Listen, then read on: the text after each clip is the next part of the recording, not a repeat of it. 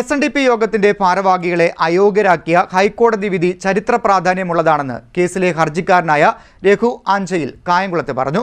വിധി ശ്രീനാരായണ ധർമ്മത്തെ വീണ്ടെടുക്കാൻ ഉപകരിക്കുമെന്നും അദ്ദേഹം പറഞ്ഞു. SNDP യോഗം ഭാരവാഹികളെ അയോഗ്യരാക്കിയ ഹൈക്കോടതി വിധി ചരിത്ര പ്രാധാന്യമുള്ളതാണെന്ന് കേസിലെ ഹർജിക്കാരനായ ഡോക്ടർ രഘു ആഞ്ചയിൽ കായംകുളത്ത് പറഞ്ഞു. കഴിഞ്ഞ 30 വർഷമായി SNDP യോഗം ജനറൽ സെക്രട്ടറി ആയിരിക്കുന്ന വെള്ളാപ്പള്ളി നടേശൻ ഉൾപ്പെടെയുള്ള ഭാരവാഹികളെ അയോഗ്യരാക്കിക്കൊണ്ടുള്ള ഒരു വിധിയാണ്. ഈ SNDP യോഗം ജനറൽ സെക്രട്ടറി മാത്രമല്ല, president MN Soman, vice president Thushar Vellappally, Devaswom secretary Arekkandi Santhosh, ഈ മുഴുവൻ ഭാരവാഹികളെയും അതുപോലെ തന്നെ ഡയറക്ടർ ബോർഡ് മെമ്പർമാരെയും അയോഗ്യരാക്കിക്കൊണ്ടുള്ള ഒരു സുപ്രധാനമായ വിധിയാണ് ഇന്ന് ഹൈക്കോടതി പുറപ്പെടുവിച്ചിട്ടുള്ളത്. ഇതിൻ്റെ തുടക്കം എന്ന് പറയുന്നത് നമ്മുടെ അന്തരിച്ചു പോയ പ്രൊഫസർ സാനിമാഷ് ഒരു ഹർജി ഹൈക്കോടതിയിൽ സമർപ്പിച്ചു. അതായത് 2006 മുതൽ ആനുവൽ റിട്ടേൺ അതുപോലെ തന്നെ അക്കൗണ്ട്സ് ഉൾപ്പെടെയുള്ള ആനുവൽ റിട്ടേൺസ് ഫയൽ ചെയ്യാതെ അത് മുടക്കം വരുത്തുന്നതിന് ഫലമായിട്ട് കമ്പനി ആക്ട് പ്രകാരം ഡയറക്ടർ ബോർഡ് മെമ്പർമാർ ഒന്നാകെ അയോഗ്യരാക്കുന്ന നിയമമാണ് ഉള്ളത്. അതുപോലെ തന്നെ DIN എന്ന് പറയുന്ന ഒരു സംവിധാനമുണ്ട്. കമ്പനിയിലെ ഷെയർ ഹോൾഡേഴ്സിനെല്ലാം ഡയറക്റ്റ് ഐഡൻറ്റിഫിക്കേഷൻ നമ്പർ വേണം. അപ്പോൾ അതില്ലാതെ ഡയറക്ടർ ബോർഡ് മെമ്പർമാരായിട്ട് ഒരു നിശ്ചിത വർഷം കഴിഞ്ഞാൽ അവർ അയോഗ്യരായിത്തീരും.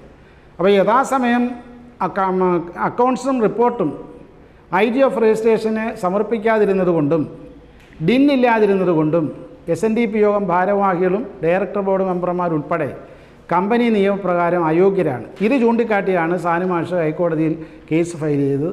ഇതിനെ തുടർന്ന് അഡ്വക്കേറ്റ് ചന്ദ്രസേനനും പ്രൊഫസർ രഘു ആഞ്ചയിലും പ്രത്യേകമായ ഹർജി ഹൈക്കോടതിയിൽ സമർപ്പിക്കുകയും ഡിവിഷൻ ബെഞ്ച് ഇത് വിശദമായി വാദം കേട്ട ശേഷം ആരൊക്കെ എത്ര കാലം മുതൽ അയോഗ്യരാണെന്നുള്ളത് പരിശോധിച്ച് വിധി പ്രസ്താവിക്കാനായിട്ട് IG ഓഫ് രജിസ്ട്രേഷൻ കൊടുക്കുകയുണ്ടായി. IG ഓഫ് രജിസ്ട്രേഷൻ ആ ഡിവിഷൻ ബെഞ്ചിൻ്റെ വിധി പഠിച്ചതിന് ശേഷം ഗവൺമെൻറ്റിൻ്റെ സ്വാധീനം ഫലമായി അദ്ദേഹത്തെ വെള്ളപൂശിക്കൊണ്ടുള്ളൊരു വിധിയാണ്, ഒരു റിപ്പോർട്ടാണ് പുറത്തേക്ക് വിടുന്നത്. ഇത് നിലവിലുള്ള കമ്പനി നിയമത്തിനും SNDP യോഗത്തിൻ്റെ ബൈലായ്ക്ക് വിരുദ്ധവും നിലവിലുള്ള നിയമ സംവിധാനത്തിന് വിരുദ്ധവുമായിട്ട് റിപ്പോർട്ടാണ് IG ഓഫ് രജിസ്ട്രേഷൻ നൽകിയത്. ഇതിനെ ചോദ്യം ചെയ്തുകൊണ്ട് വീണ്ടും പ്രൊഫസർ സാനിമാഷും അഡ്വക്കേറ്റ് ചന്ദ്രസേനനും പ്രൊഫസർ രഘു ആഞ്ചയിലും ഹൈക്കോടതിയെ സമീപിച്ചു. ഈ ഹൈക്കോടതിയിൽ കൊടുത്ത ഹർജിയുടെ മേലുള്ള വാദം 13 മാസം മുമ്പ് തന്നെ മുഴുവൻ വാദവും കേട്ട് പൂർത്തിയാക്കിയിരുന്നതാണ്.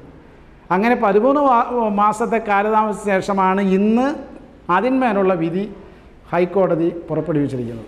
SNDP യോഗത്തിന്റെ കഴിഞ്ഞ 30 വർഷത്തെ ദുർഭരണം അവസാനിപ്പിക്കുന്ന വിധിയാണ് ഉണ്ടായിരിക്കുന്നത്. ചരിത്രപ്രധാനവും ശ്രീനാരായണ ധർമ്മത്തെ വീണ്ടെടുക്കാൻ ഉപകരിക്കുന്നതുമാണ് വിധിയെന്നും ഡോക്ടർ രഘു ആഞ്ചയിൽ പറഞ്ഞു. മതവൈരവും ജാതിവിദ്വേഷവും പ്രചരിപ്പിക്കുന്ന സ്ഥാനത്ത് സർവരും സോദരത്വേന പുലരുന്ന ഒരു സാമൂഹിക സൃഷ്ടിക്കായി SNDP യോഗത്തിന്റെ പ്രവർത്തനത്തെ പരിവർത്തനപ്പെടുത്താനും നവീകരിക്കാനും ഹൈക്കോടതിയുടെ വിധി ഉപകരിക്കുമെന്നും അദ്ദേഹം പറഞ്ഞു. CDNet news Kayamkulam.